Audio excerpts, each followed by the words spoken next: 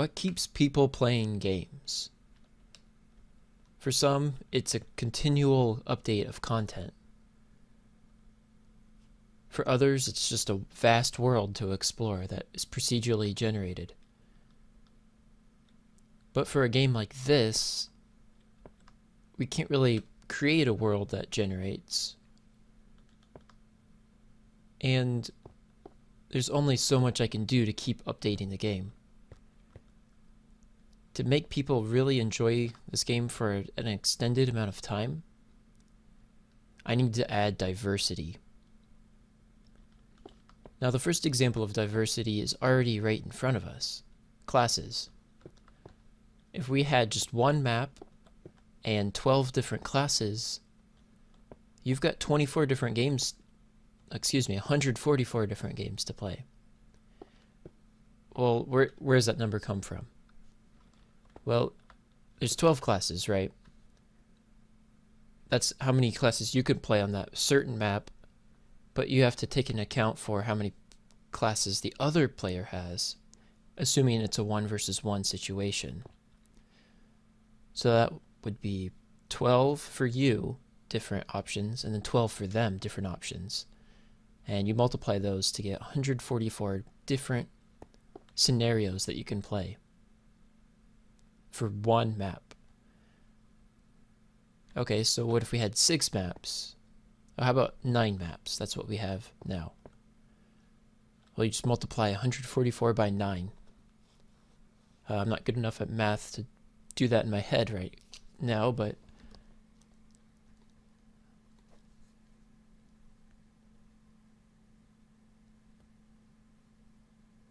I think if my math isn't incorrect, I should have just used a calculator.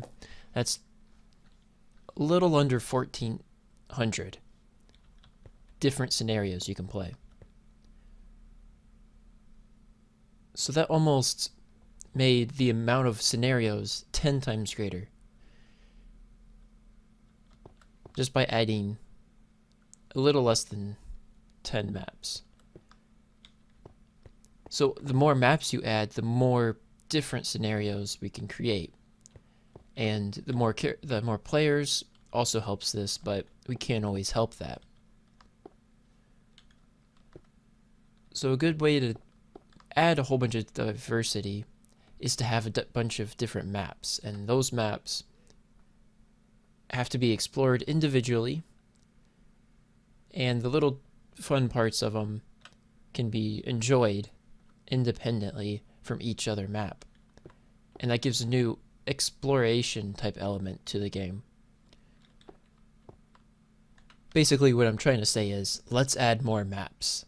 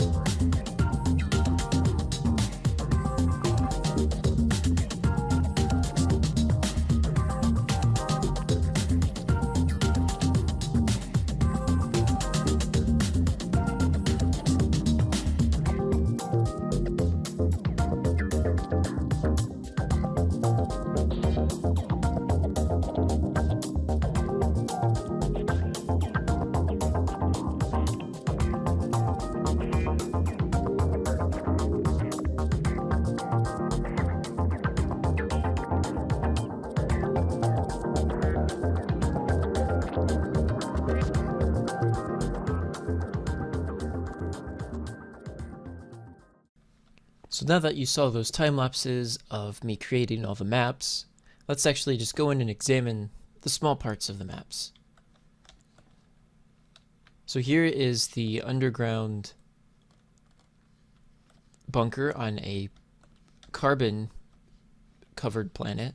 That was my intention, was this planet is very has a bunch of carbon on it, and it becomes really fine dust that lands over everything. That's why you've got this powder all over the place, and also why it blows in through this cracked window. We've got this layer type operation, and I went to diamond crystals because diamonds are made of carbon, and I thought that would make a little bit of sense to some people. And there's a health pack here, and I think that's it for there, like the inside. Then there's one here, and I believe, yeah, one up here, and maybe one, yeah, through here. What makes this map unique is a couple different things, I guess. You've got the one-way door. It's got a delay. Apparently my hitboxes are on. And before I get too far, I retextured bedrock to be this steel block. And that texture took maybe 5 minutes to create, and it's one of my favorite textures so far. If we go up here, we see a path going around. Here's a water station. I don't know what this is supposed to be exactly, but I wanted something to break up all this black, and I should have added more maybe, but we can always come back. Here we have the blue spawn point, which you can see, whoops, right here. But one of the best parts of this map is the teleporter, and we can see that right here. So it keeps the direction you're facing, or actually it changes the direction, so you're always facing out.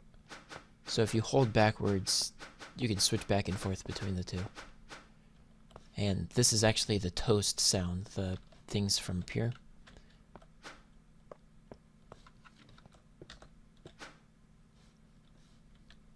And this is just a little underground area that is very simple, and it's going to be maybe a point of high conflict. You fight here, somebody's chasing you, then you can just switch here, and if you're a bomber, drop a mine here. When they teleport, they explode. So it's a very tactical area. I built this Wasp, I think was the name of this vehicle, this spaceship. I got twin guns, and I'm okay with the shape of it. It could definitely be improved, but I don't think it's bad. And it's got this cargo drop, which I think actually this texture down here isn't too bad. And that's supposed to be where the blue come from, and the red are supposed to be here for learning how teleporters work. They spawn here. So that was this map. This is a dual map, by the way. So let's now look at the new setback map, which I really enjoy the look of. And here we go.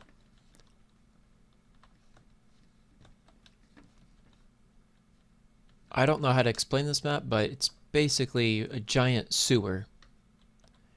And it's not sewage, it's supposed to be poison water from the planet. The planet has really poisonous water, and this is a facility to flood it out or something. I don't know. What's nice about this map, one of the unknown parts, I guess not unknown, but you take damage on full blocks. Splash.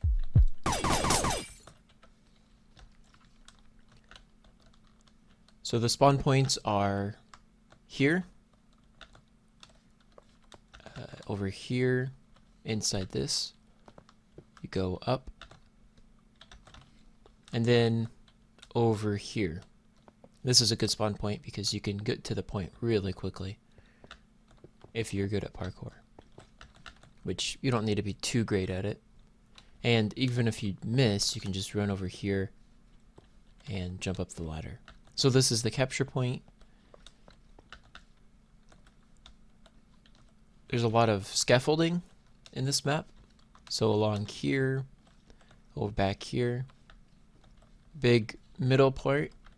And this is a cool sniping position because you can actually snipe over there. If I go into, never mind actually. But yeah, you can see it just across from here. And if you're really crazy, you can get up here as some classes. I think only one can really easily get up here, but if you can maybe explode yourself up here, throw a bomb and then have it propel you.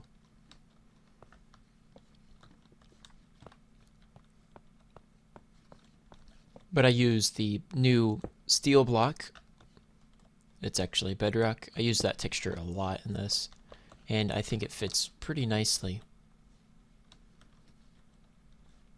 And there's a bunch of pipes shooting out fluids, the poison water, and I think this turned out pretty well. There's some open areas, but maybe that'll be a way to fix it later. So those maps really add a bunch of diversity and make it more enjoyable. One more thing that I added, let me see if I can get to it real quick here, I think, is, nope, wrong way. Fly over here. Every time a map is loaded, text is launched. So I think I can just do, so let's do the original map. I think is it this one? No, it's this. No, I think it is, oh, Moon Station, that's the original one. So, and actually I think I'm going to play the subtitle first. I'm just going to remove this because that's how it knows who to play it at. Okay.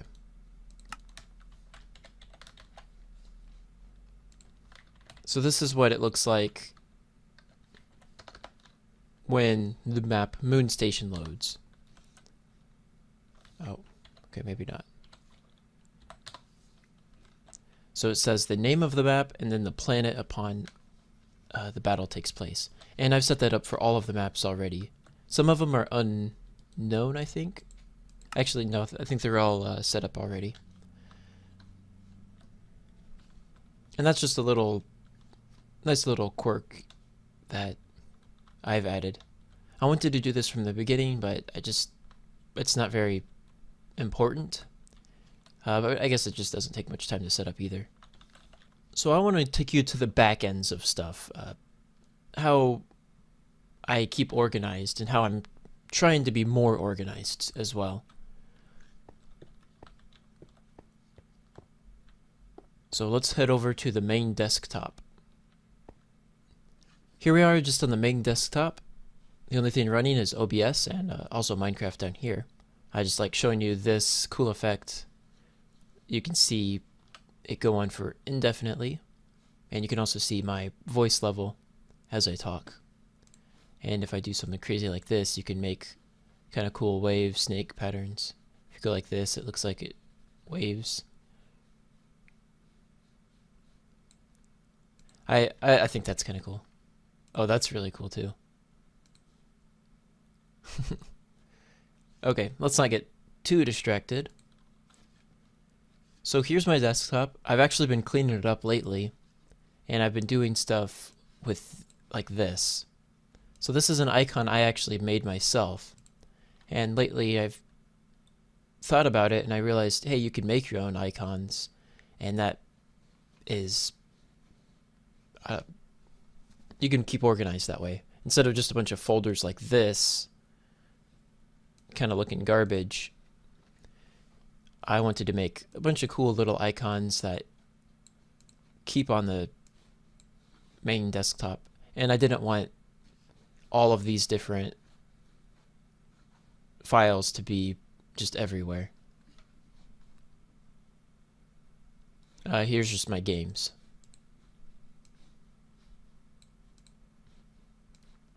So we're going to be working on the Minecraft tools folder, and I was just going to dump some items in here.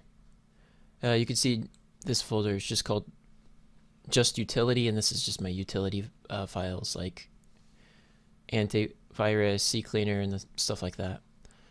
And I used one of the System32 icons, which is kind of funny. I think that's really old. Oh, not really old. Maybe XP or 7. But I'm not too certain on that. So the first thing to do is pretty easy. Just dump all of these into the folder. So NBT Explorer, Blockbench is a good one. MC Edit's really important. These launchers, I'll just throw in there for now. Can I move? I haven't launched those in a long time. They're kind of a pain to work with. And also, I wouldn't mind a folder called, what would it be called? Models. Let's rename that to modeling. There we go. And we're going to throw in all of our modeling stuff. So here we've got paper. This is what I use for the main, this is the pistol in Space Aces, and I usually use that to start off with if I make a new class. So I'm just going to dump that right into modeling. World Painter I've yet to use for anything that I've published. I want to use it because it's a really cool program, but not a whole lot to do with that I need it for. I think that's basically all the tools I use. Notepad++ is one of those that you use for everything, so I think I'll leave that out on the desktop. And Unity, I've been wanting to get into actual game design, but I've been putting it off. So I think we'll just leave it like that. You can see just some random garbage files. I think I can put this one in there. Not freeze up. My goal is just to make my desktop relatively plain.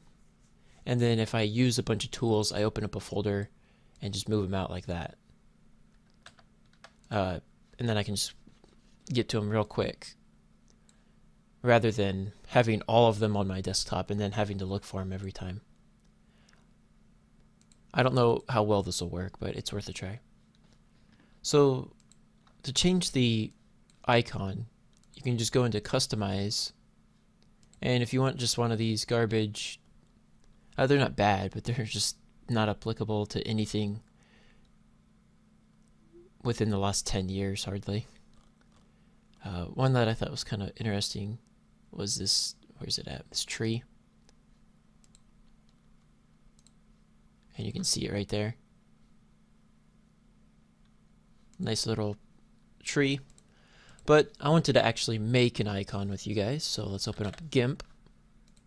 And this might take a little bit of time to launch. And I think the first thing we want is the grass block down here. So this looks pretty strange, but once we get the main face done, it won't look too bad. Okay, so this doesn't look too bad from afar, but it's got some imperfections. I think it'll work for now, and if it's really bad, I'll fix it later, but I just wanted to do this as a proof of concept. It's taken a bit more time than I would have liked, but... And center it like that.